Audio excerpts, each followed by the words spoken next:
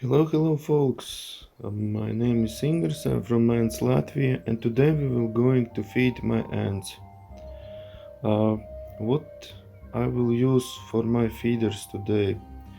I will use jelly from jelly pots. These are sweet, specifically made for exotic animals, and uh, as you can see, transparent ones are just sugar and vitamin and mineral containing ones, but those that are a bit blurry and like a milky, those contain proteins a bit as well.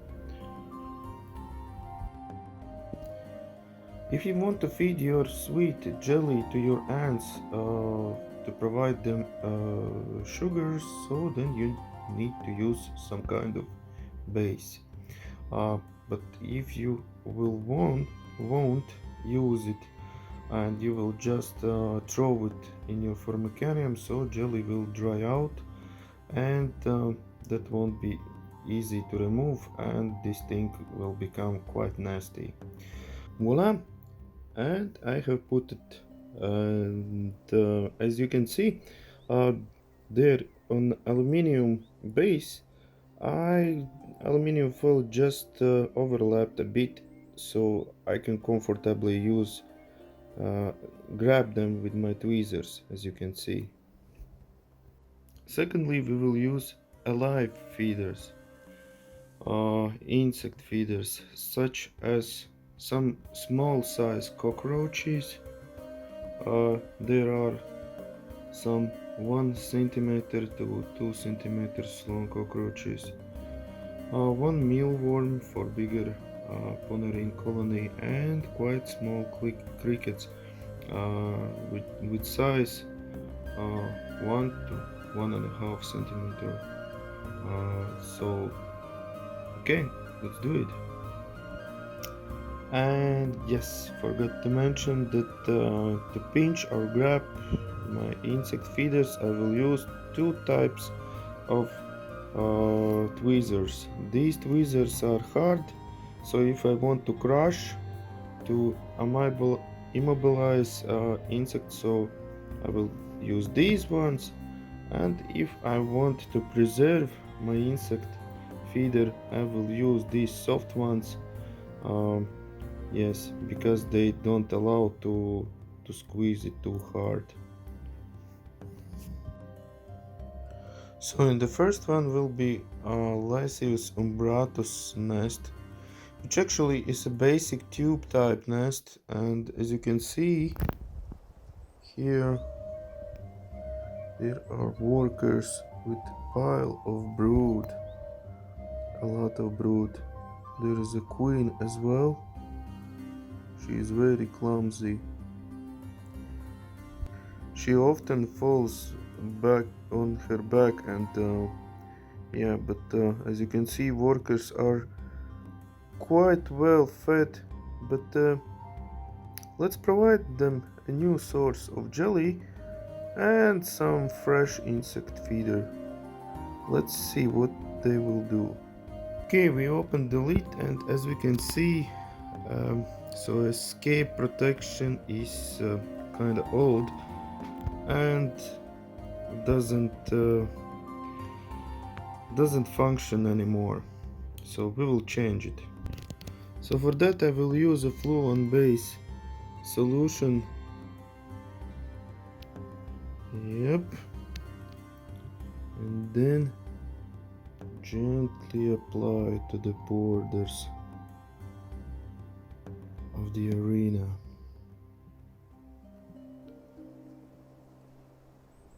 Okay.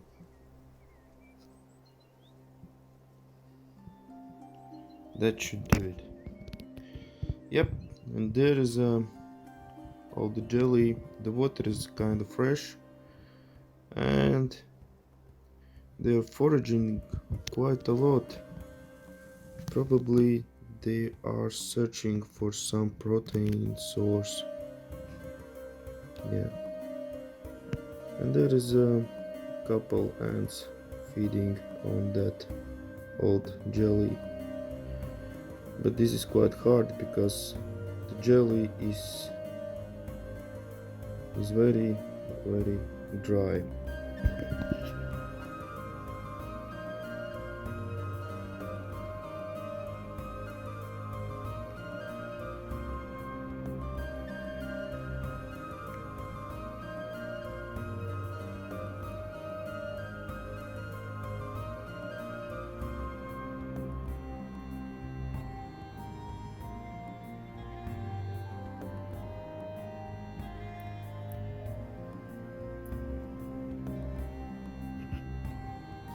Now it's more easier for umbratus slaves, Lasius fuliginosus workers to eat jelly.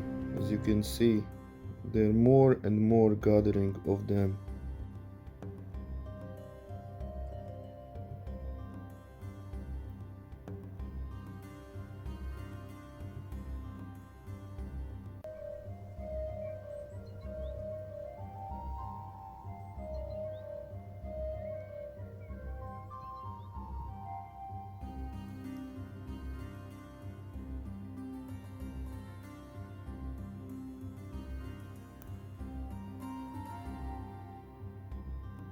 And for protein we will use squished cricket.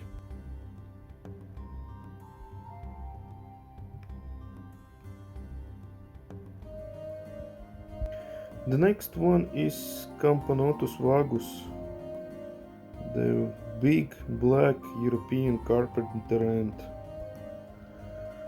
This colony isn't doing quite well.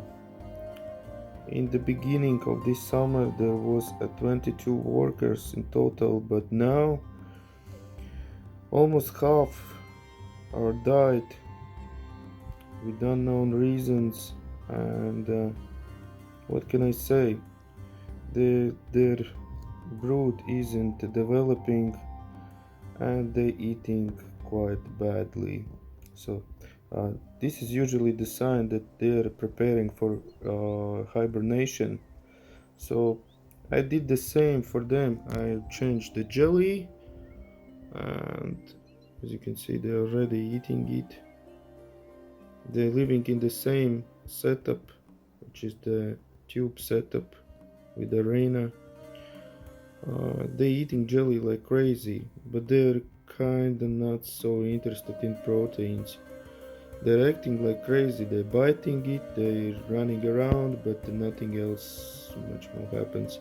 Sometimes, on occasion, they decide to lure this squished insect into the nest, and when they transport the nest, they just eat some part of it, and nothing more happens actually.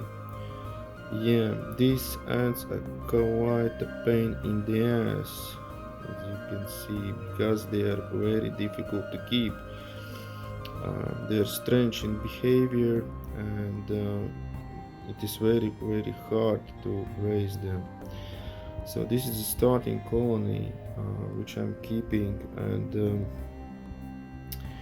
this is probably, yes, the last meal I'm providing for them this year, and they are going to overwinter.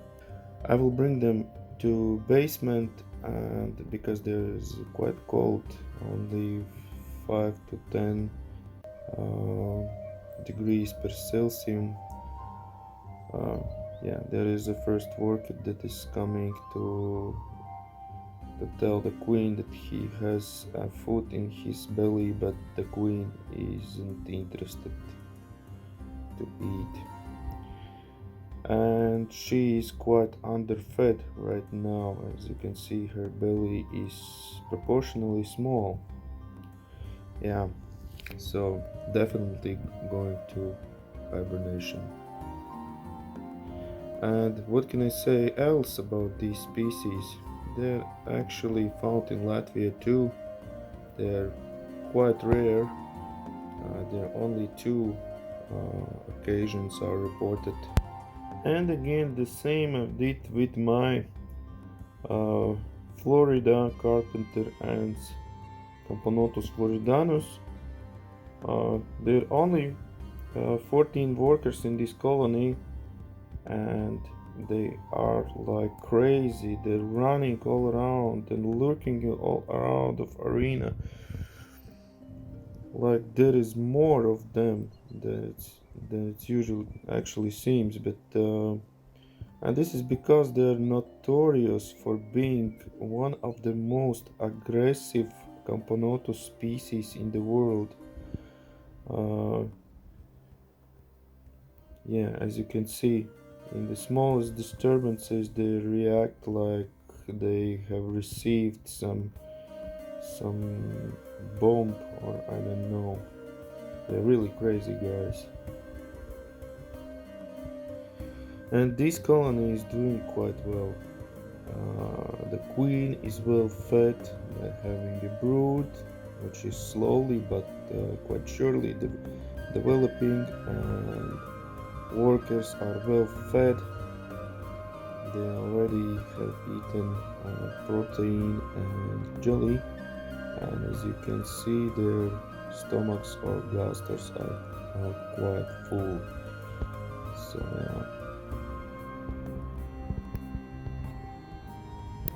and now they are grooming. What else can you do with a full belly, right? Yes, and the workers are the slaves of Lasius umbratus queen, and now quite well fed. And what we're doing right now, as you can see, they're putting their mouths together, and it's called food sharing. What they actually do, they share food in between that way, and this is something that scientifically is called trophallaxis. So here's another couple that is sharing their food from mouth to mouth. Yeah, it looks kinda interesting, like kissing. Yes, and here is my Polyrachis dives, which are also eating new fresh jelly. There is only one worker for now, but maybe there will be more. I crushed them roach and everything happening, yeah. Here comes the second one, slowly gathering together. This colony is quite strange because, as you can see, they're all moved in a water supply tube, and yeah, it's not meant for them to live in, but this actually could be an indicator that their arena is quite dry. As you can see, they're building themselves nests. I'm not able to provide any nest for them. They're building themselves, but as you can see, they're moved from nest to the tube, which looks kind of strange. So, and this is a nest of my Camponotus nicobarensis. Oh man, this is the biggest Camponotus colony I have. I haven't counted yet, but I guess there is more than 300 or 400 of them. There's the 2 queens in this colony, and quite a lot of workers. Yes, and for this colony, one small piece of jelly is not enough. I have provided a whole jelly pot, as you can see, and it's eaten out dry, almost dry, during 3 days of kind of feasty feeding. And the big roach, of course. Yes, but roach isn't consumed such well. Okay, so as you can see, nicobarensis have a lot of brood. Their brood actually is exploding, and they're quite very well fed. As you can see, their bellies are quite fat. So yeah, this colony is thriving without any problems. And despite that I had as temperature drops because their setup is in the house, there is no additional heating, and they're doing quite well, as you can see. Here is a worker cleaning another worker.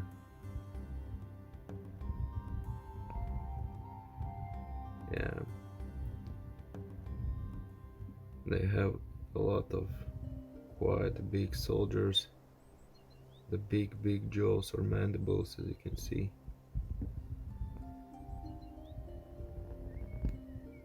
Very active, interesting and engaging ant species. Oh, prophylaxis again. And I also have two setups with two different species. These setups are called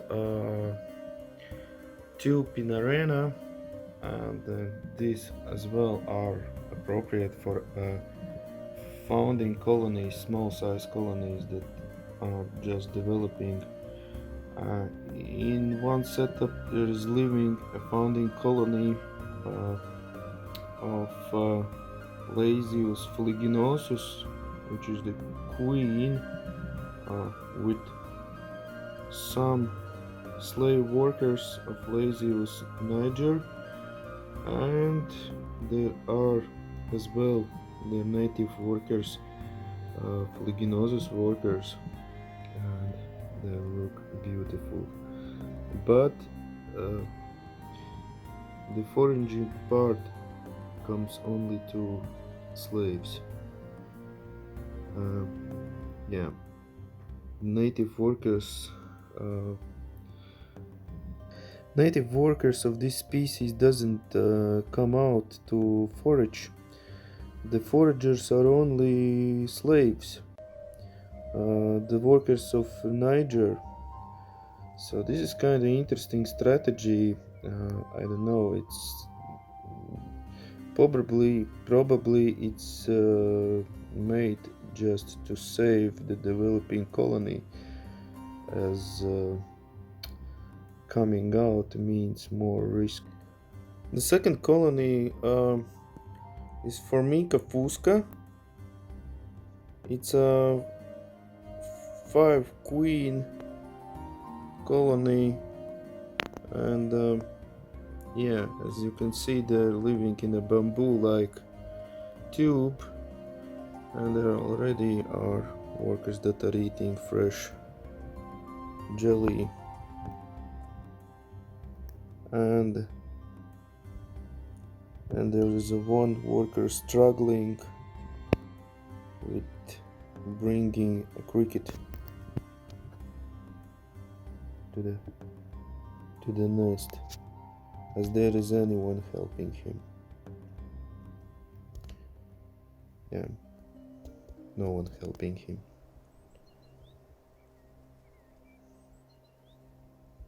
As you can see, they are quite strong.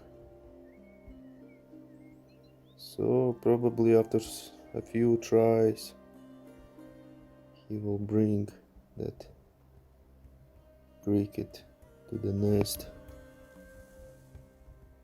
And what are you doing, lazy pal? Your mate is struggling and you doing nothing. In the next video we will feeding my ponerines, such as Neoponera apicalis, Harpignathus venator, and other ant species. So stay tuned. Bye. Or in Latvian, uz redzi!